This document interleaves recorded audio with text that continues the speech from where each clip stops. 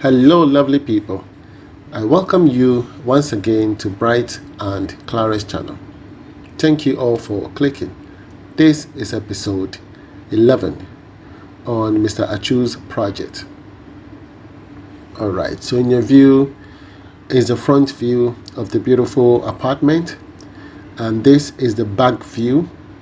So this is where we're going to park the cars, and that is the entrance to the apartment. Okay, the entrance to the apartment is at the back, and this is the front view. The front view, all you have is the shops. You understand? You have 4 shops, 1, 2, 3, 4. Okay, yes, and therefore we have 2-bedroom apartment on the first floor and then on the second floor. And behind the shops in the ground floor, which is the back, this is the back here. Okay, we have 1-bedroom apartment, and this is the rooftop. It has a 360 rain gutter. Okay, and that is the back where clients or perhaps tenants will be parking their vehicles. And your view is a total breakdown of the structure. This does not include the finishing. When I mean finishing, the plastering work, the plumbing, and the electricals. This is purely construction. Alright, so apparently we are almost reaching to the height that we want for the build. Yes, at most we need about 3 meters high, sometimes depending on the size of the blocks and the mortar ratio. You might end up reaching about 3.1 or 3.2, because all them is not just one mason. Okay, there are different masons, and it will depend on how they scoop the mortar. So by the end of the day, when they achieve the top level, then we will know that, okay, we've attained a total height of about 3.1 or 3.2 meters. And that is an appreciable height that you should attain. And also the beam that comes on top is going to be a double beam. Yes, a double beam. This also helps to sustain the structure very well. And as you can see, our pillars, the gaps are huge. The gaps are huge. And that is one thing I've always encouraged in my construction. The gap between the rod and the block work should be enough such that the concrete will have enough. The concrete will be enough to hold the blocks and also to hold the structure very well. Because in every building, it is the structure that holds everything. Are you with me? So when you push the block too close to the pillars, it makes the concrete casting very thin, and it doesn't give it enough strength. You understand? It doesn't give it enough strength. So those are the things we need to incorporate. You can see that everything is neat, and each pillar is taking 4 board. Each pillar is taking 4 board. You can see 2 at the front and 2 at the back. So sometimes when I prepare estimate, I try to cut down cost. Why? Because if you have to count the number of pillars around you, this one is even taking 3, and then 3 will be at the bottom. That's 6 boards. Now, if I want to consider all the pillars in the house and buy that board, it means that you are going to buy almost about 150 or about 130 boards just for the pillars. You understand? So I'm the type, I'm very considerate. The mindset that I have is very genuine, that I want to reduce cost at all times. Why? Because if this is a story building, I'm considering the fact that we will get to the floor decking, we are going to buy another wall board for the beams. So if we are going to do pillars, then I'm going to reduce the cost, the quantity of boards.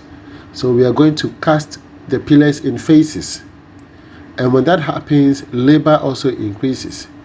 So if I'm going to cast almost about 40 pillars, I'm going to cast maybe 15 with the board that I have. And then once it's dry, I shift the board to the next set of 15. Are you with me? And then once I'm done, then the 3rd day, I'm going to cast the next 10 pillars. You understand? In that way, I'm able to reduce the quantity of boards that I have to purchase, because sometimes the person might not continue immediately, and if you're not careful and you buy all those boards, it might be stolen. You understand? The boards might get stolen. So I'm very strategic, and that is why when I have estimate from various artisans compiled together and I'm putting them on my Excel, I am very calculative. I reduce stuff. I reduce from here, I add a little bit here, just to make sure that it reduces the burden on the client. You understand? It is very, very important. And that is the kind of mindset that I have. If my goal is to just, make money, rip the person off, I will write the whole board, because you can't even tell. Are you with me? You can't even tell. And that is not the goal of the channel. My goal is to help each and everyone. And I will guide you in the right way. You can see each pillar, even this pillar alone is taking almost about 5 boards. You can imagine. Just one pillar.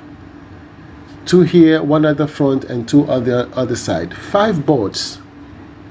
You understand? So when you calculate the board here, it's almost about 80 pieces. But it's not doing that much. It's not doing enough pillars. It's just a few pillars. And the next day, we have to shift the board to another one. Areas where there are plumbing, we have to even have 4 board at the back and 4 board at the front. You understand? Because of the pipe. The pipe is attached to the pillar. So the gap is wider. You understand? The gap is wider. So it means that you have to double and increase the board. Are you with me? These are some of the things we call unforeseen contingencies. Here you can see how many boards. 1, 2, 3. Are you with me? And another 3. That's 6 boards. Here we have same. 1, 2, 3. Okay, and then at the back we're going to have another 3, making 6 boards. Are you with me?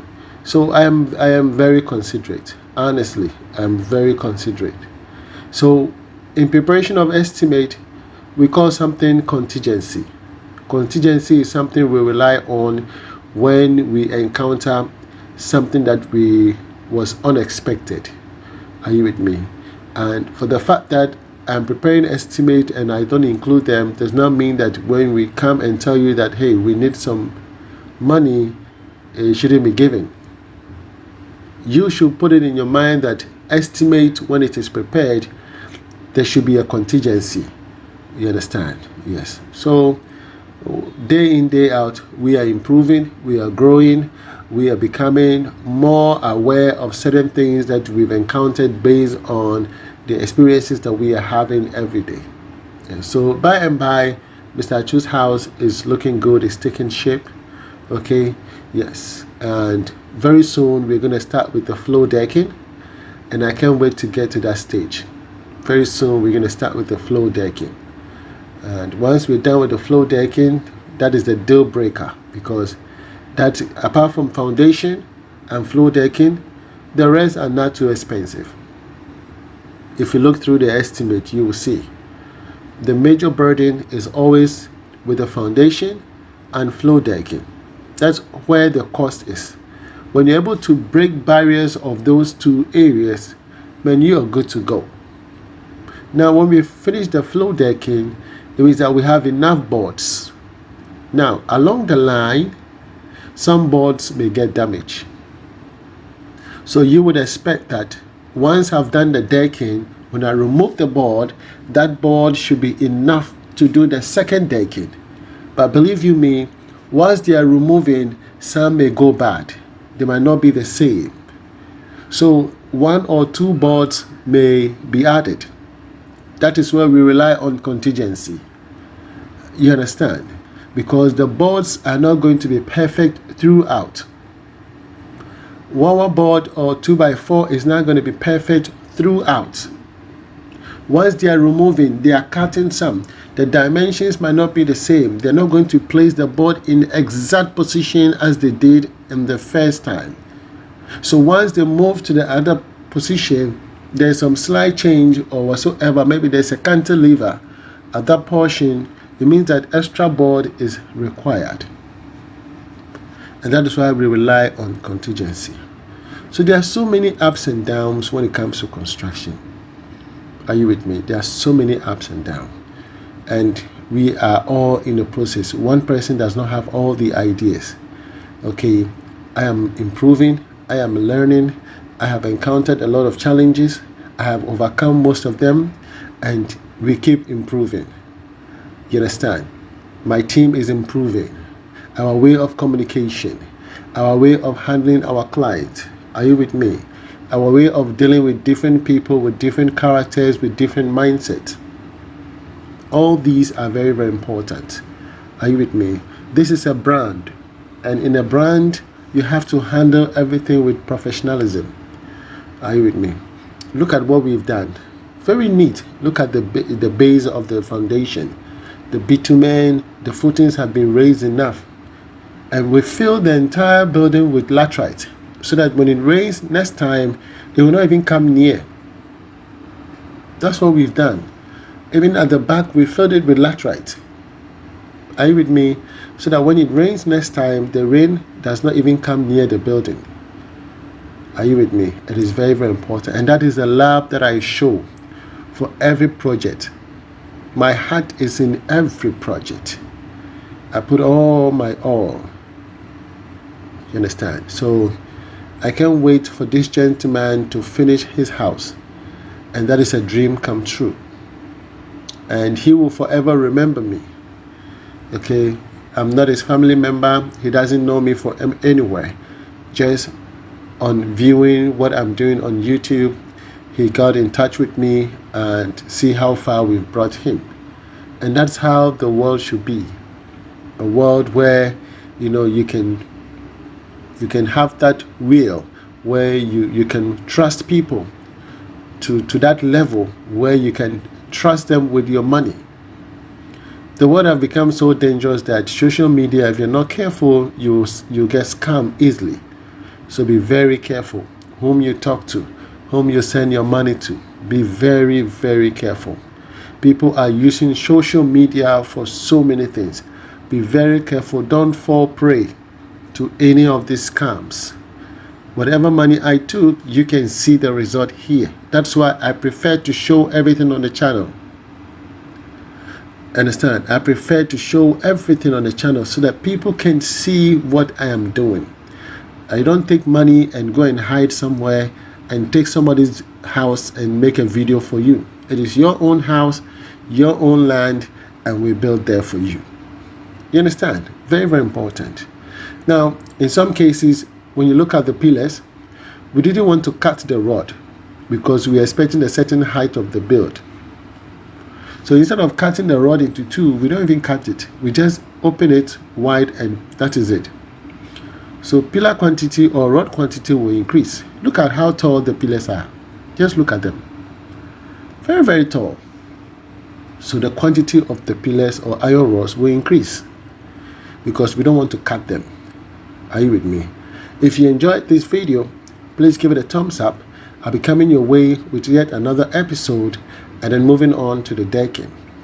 Thank you all for watching. Please subscribe, give it a thumbs up, keep us on post notification. From me to you, shalom. God bless you wherever you are. Bye-bye.